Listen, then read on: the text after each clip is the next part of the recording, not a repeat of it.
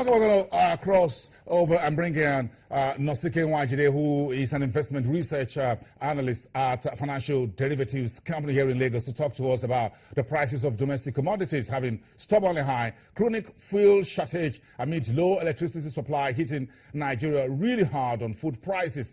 Nosike, good afternoon. Thanks for coming through via Skype.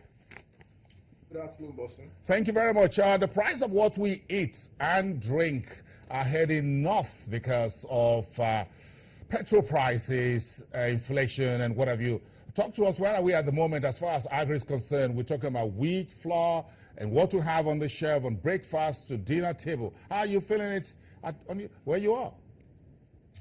Well, like you said, the price of food commodities have remained stubbornly high, driven especially by the exchange rate and, like you said, the price of fuel scarcity, making the price of fuel to go up dramatically in some areas. And there's also the power supply. It's down to about 2,000 megawatts. There's been some vandalization of some pipelines. So power supply for the retailers or wholesalers to store their commodities before they sell. The drop in power supply, having to use alternative forms of energy, that adds to the prices. And of course, the exchange rate over the last couple of months, it's been rising and rising. It's been a bit volatile. That adds to. I think that's the major factor driving up prices at the moment.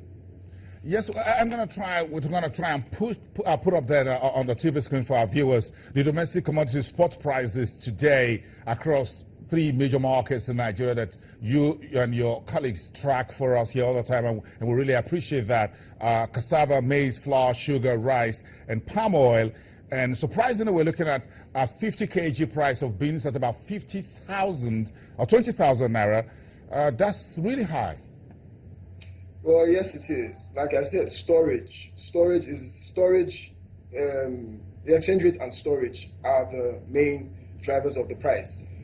We expect the prices to remain high for the time being. We don't see them coming down anytime soon. We expect the pace of the price rise to not be as high as it was in the previous months. We expect the prices to rise a bit more in April, but maybe not just as much as in February and March. The exchange rate has been stable at about 320, down from January, February rates of close to 400. So we expect the pressure in prices will continue, even as we hope that the president assents the budget, and if he does, or when he does, and the budget is passed and spending begins, that will even push prices further high. Nosike, is there anything out there from the global agri-commodities space that you think will help perhaps taper off a little bit of the domestic headwinds that we face when it comes to these commodities?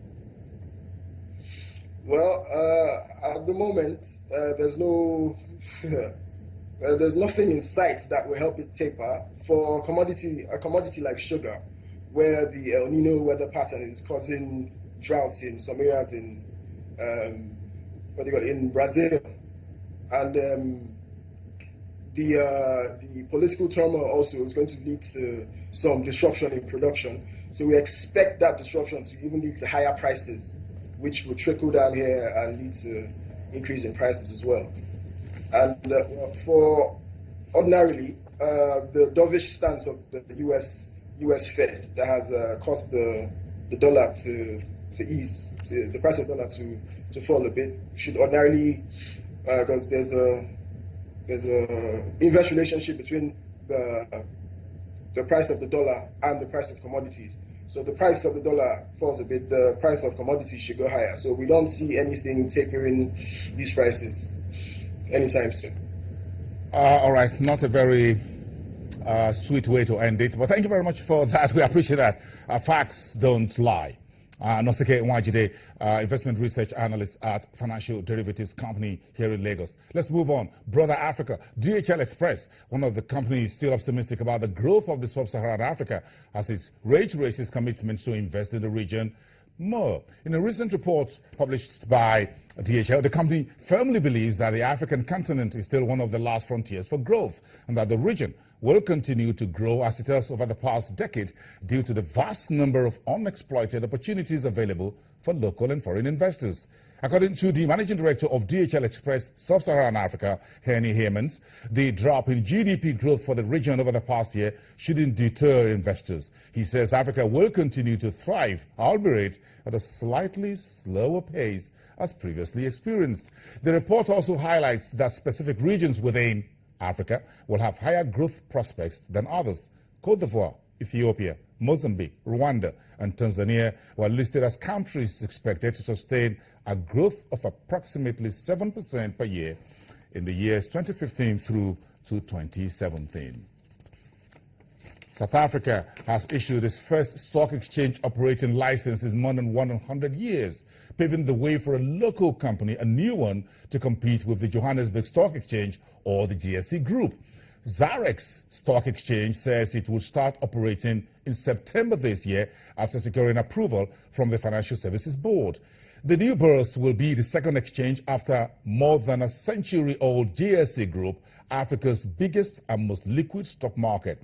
Zarex plans to facilitate listings of restricted share schemes currently trading over the counter, which the FSB ruled were in contravention of public markets regulation. Well, to build your body in South Africa, Tumi Masite is using exercise and bodybuilding to keep township youths busy, away from drugs and crime. That's one story from Africa's largest economy, or Africa's most advanced economy, I beg your pardon. At the same time, he is introducing South Africans to a cheaper workout option as well as growing his business. He is called the South Africa's Schwarzenegger. Fitness is big business in South Africa. There are more than 100 branches of Richard Branson's Virgin Active and a new low-cost version. Virgin Active was launched in 2014, a sign of the growing market South African bodybuilding champion Tumi Masite hopes to target. Lifting weights at the gym he built in his grandmother's backyard, South African bodybuilding champion Tumi Masite recalls the day Arnold Schwarzenegger's former trainer Reg Park paid him a visit. I was found by the late Reg Park, the former personal trainer of Arnold Schwarzenegger. He was the guy that actually took me to Morningside Virgin Active to actually teach me about exercising, and then he also taught me about nutrition and also taught me about personal training. He believes his business can succeed because townships are tight, often neglected communities, and he can offer more than just bodybuilding training and a place to work out. Ikasa Gym is helping around 50 people to recover from strokes, and Masite trains young South Africans who have previously had run-ins with the law or drug problems. It's hard for me to sponsor them, you know, and I'm trying my best. Sometimes I use money from my child's pocket and have to help the guys because I see they love the sports. And if I'm not the last man standing in the township to help these guys, nobody will help them. Ikasa Gym is the sort of business President Jacob Zuma's administration hopes will thrive if it's to reach its goal of helping small and medium-sized enterprises create 90% of jobs by 2030. South Africa, however, has one of the highest SME failure rates in the world, as red tape, a lack of access to finance, and skill shortages stifle entrepreneurship. Ikasa's 35-year-old boxing trainer, Richard Kunu, says initiatives like this do not get enough government support.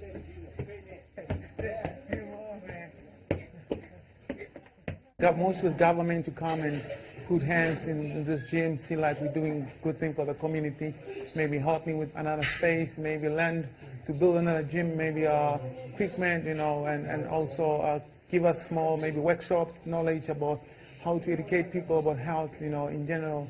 The ruling African National Congress will be relying on the support of poor townships like Alexandra, where unemployment runs at 25% and violent crime is rife if they are to prosper in an important local elections later this year.